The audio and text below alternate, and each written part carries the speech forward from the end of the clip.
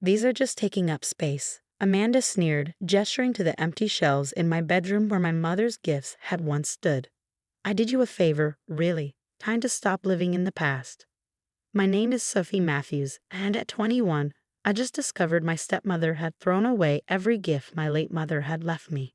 The handmade jewelry box she'd crafted during her final months, the letters she'd written for each of my birthdays, the photo albums she'd carefully curated, all gone. I gripped the doorframe of my childhood bedroom, forcing myself to remain calm. When? I managed to ask, though I already knew the answer.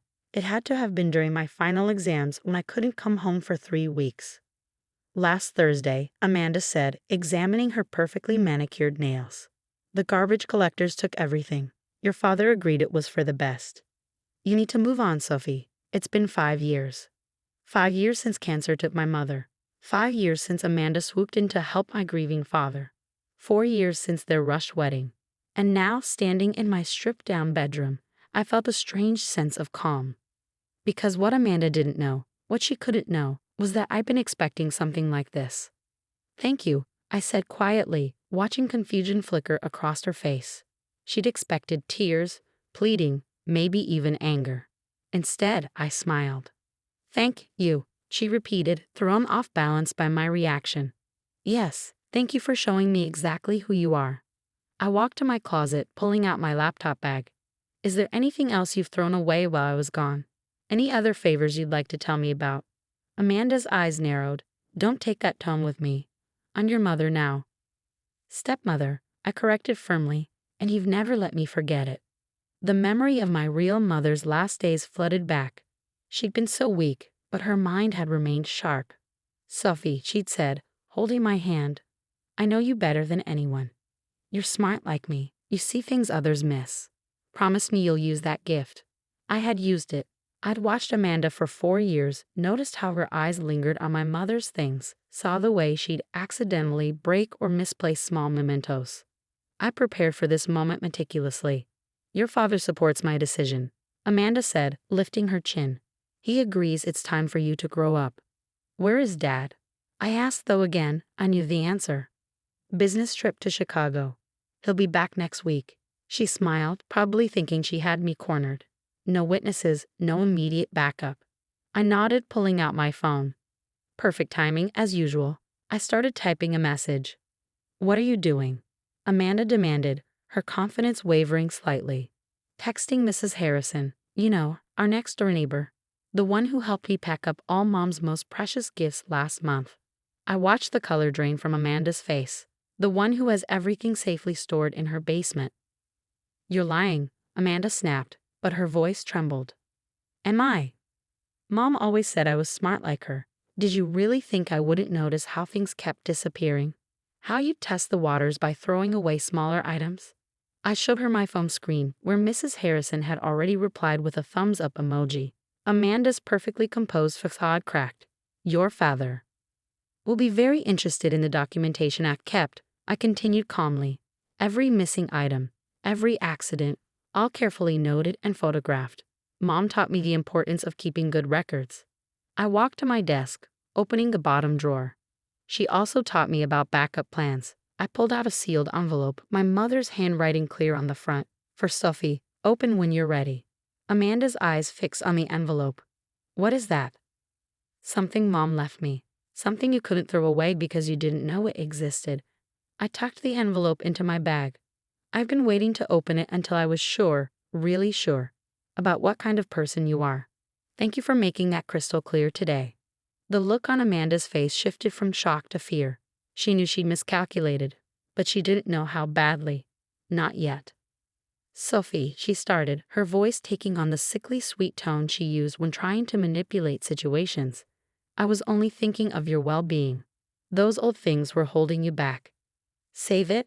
I cut her off. I'm leaving now. I'll be staying with Mrs. Harrison until Dad returns. And when he does, I smiled again, watching her squirm. Well, we'll have quite a story to tell him, won't we?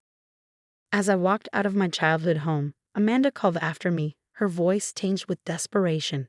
But I didn't turn back.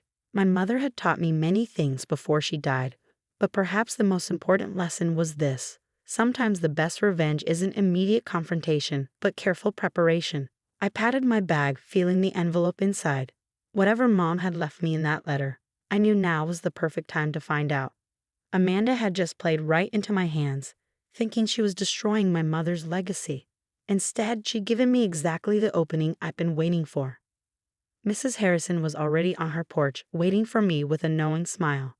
"Ready to put your mother's plan into action, dear?" she asked as I approached. I nodded, finally letting myself feel the full weight of the moment. "More than ready, Mrs. Harrison. Mom always said timing was everything." And as I followed her inside, I couldn't help but think about how proud my mother would be. She'd taught me well to watch, to wait, and most importantly, to be prepared. Amanda had no idea what was coming, but she was about to learn a valuable lesson about underestimating a daughter's love for her mother. Mrs. Harrison's basement was like stepping into a time capsule of my mother's love. Every gift, every letter, every precious memory that Amanda thought she destroyed was carefully preserved here, protected by someone who'd known my mother since before I was born. "Your mother was a brilliant woman," Mrs. Harrison said, watching me run my fingers over the familiar jewelry box. She knew exactly what Amanda was like, even before the wedding. I settled onto an old armchair, finally ready to open the envelope I'd carried all these years. My hands trembled slightly as I broke the seal, and a collection of papers slipped out. The first was a letter, written in my mother's elegant handwriting. "My dearest Sophie, if you're reading this, then you've finally seen Amanda's true colors. I knew this day would come. She's not as clever as she thinks she is. I watched her circling your father at the hospital, wearing her sympathy like a designer coat. I knew what she was, but I also knew you need to discover it for yourself. What you don't know, what she doesn't know, is that I've left you more than just memories. The gifts she's so eager to destroy, they're decoys, sweetheart. The real inheritance is something she can't touch." My heart pounded as I unfolded the second document. It was a deed to a property I'd never known existed, along with bank statements showing a trust in my name that would mature on my 21st birthday, which was exactly 1 week away. "Your grandmother's lake house," Mrs. Harrison explained, smiling at my shocked expression. "Your mother transferred it to a trust before she died. Amanda has no idea it exists. Your father signed off on it when your mother was sick, but I don't think he even remembers. He was so grief-stricken then." The lake house. I had childhood memories of summers spent there, but I thought it had been sold years ago. Instead, my mother had quietly secured it for me, along with enough money to ensure I'd never have to depend on Amanda's false generosity. "There's more," Mrs. Harrison added, pulling out a folder of her own. "I've been keeping records too. Every nasty comment Amanda's made, every time she's tried to erase your mother's memory, and more importantly, every questionable expense she's charged to your father's accounts." I leafed through the documentation, my eyes widening. Designer clothes, secret spa weekends, transfers to an account I didn't recognize, all hidden under business expense labels that my father, in his distraction, had never questioned. "Mom knew," I whispered, reading further into her letter. "She knew Amanda would try to take everything. Your mother was protecting you the only way she could," Mrs. Harrison said softly, "by giving you the tools to protect yourself when the time came." My phone buzzed. Another frantic text from Amanda. "Your father's flying home early. Please come back so we can talk about this like adults." I showed the message to Mrs. Harrison, who chuckled. "She's panicking." "Good, let her sweat it out." I spent the next few hours going through everything my mother had left me. The trust wasn't just money. It was carefully structured to provide for my education, housing, and even seed money for a business if I wanted it. She thought of everything. "What are you going to do?" Mrs. Harrison asked as evening approached. I held up my mother's letter, which ended with words that made my heart swell. "Remember, Sophie, the best revenge isn't about destruction. It's about rising above, about building something beautiful from what others try to destroy. Show them what you're made of, my clever girl. Show them what a daughter's love can do." "I'm going to do exactly what Mom suggested," I replied, pulling out my phone to send Amanda one final message. "Don't bother having Dad come home early. When he arrives, we'll all sit down together. I have quite a few documents to share, including Mom's letter, your shopping sprees, and the trust fund details. Hope you're ready for an interesting conversation." Amanda's response was immediate. "Please, we can work something out. I'll replace all the gifts." But I didn't reply. Instead, I turned to Mrs. Harrison. Would you like to help me plan a housewarming party? I think the lake house could use some new memories. She grinned, already reaching for her address book. Your mother would be so proud of you right now. Looking around at the preserved gifts, the documented evidence, and the future my mother had carefully planned for me, I felt a deep sense of peace. Amanda thought she destroyed my mother's legacy today. Instead, she triggered the unveiling of my mother's greatest gift, the gift of freedom from her influence. The next few days would be interesting, to say the least. But for now, sitting in Mrs. Harrison's basement surrounded by proof of my mother's love and foresight, I could almost hear her laughing. She outplayed Amanda from beyond the grave, and the game was only just beginning. The day my father returned home, I was ready. Mrs. Harrison accompanied me as moral support, carrying a folder of evidence that would change everything. As we approached the house, I could see Amanda pacing in the living room window, her perfectly maintained facade finally showing cracks. My father opened the door before we could knock, looking tired and confused. Sophie? Mrs. Harrison. What's going on? Amanda's been calling me nonstop about some misunderstanding. Oh, there's no misunderstanding, I said calmly, walking past him into the house. Let's all sit down. There's quite a lot to discuss. Amanda stood in the corner of the living room, her arms crossed defensively. John, I can explain everything. Sophie's just being dramatic. Dramatic? Mrs. Harrison interrupted, setting her folder on the coffee table. Is that what you call destroying a dead woman's gifts to her daughter? My father's face paled. What gifts? What's going on? I took out my mother's letter first. Dad, you should read this. Mom wrote it before she died. She saw all of this coming. As he read, his hands began to shake. Amanda tried to peer over his shoulder, but he moved away from her, sinking into his armchair. When he looked up, his eyes were filled with tears. The lake house, he whispered.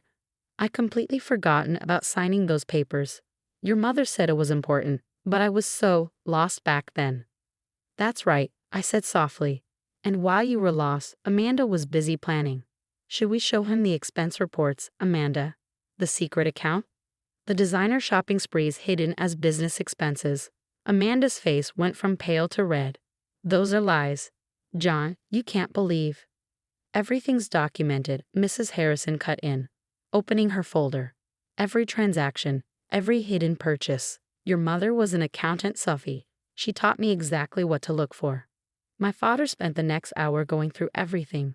The trust documents, the expense reports, the photographs of items Amanda had accidentally broken or lost over the years. With each revelation, he seemed to age and strengthen simultaneously, as if scales were falling from his eyes. All this time, he said finally, looking at Amanda with new eyes, I thought you were helping us heal. Instead, you were trying to erase Catherine completely. Amanda tried one last time to salvage the situation. John, please. I did it for us. Those old memories were holding us back.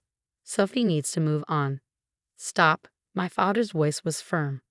Just stop. I think you should pack your things and leave. Leave? You can't be serious. I'm your wife. Not for much longer, he replied, holding up the expense reports. I've seen enough. Get out. As Amanda stormed upstairs to pack, my father turned to me.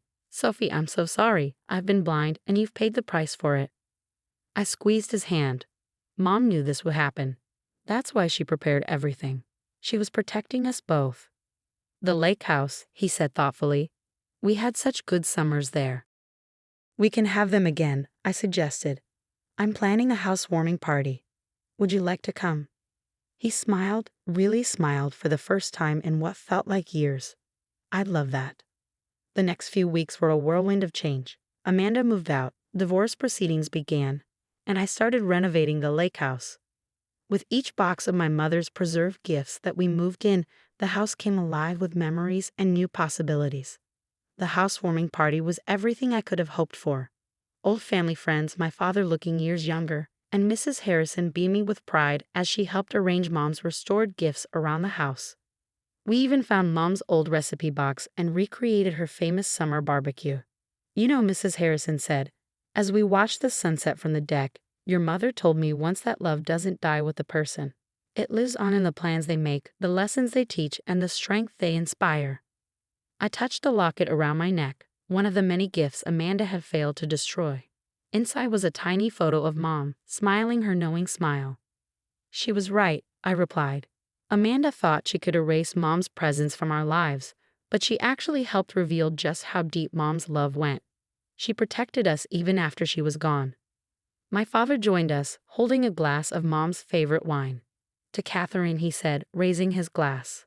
The smartest woman I ever knew, and the mother who never stopped looking out for her daughter. As we toasted, I looked around at the lake house, my house now, filled with love, laughter, and carefully preserved memories. Amanda had tried to destroy my mother's legacy, but instead, she helped reveal its true strength. Some gifts, I realize, are simply too powerful to be thrown away. Mom had given me more than just material things. She'd given me the wisdom to wait, the strength to stand firm, and the courage to build something beautiful from attempted destruction. And as I watched the sunset over the lake she loved so much, I knew she was still with us, still teaching us, still loving us, in every memory we'd saved and every new one we'd create.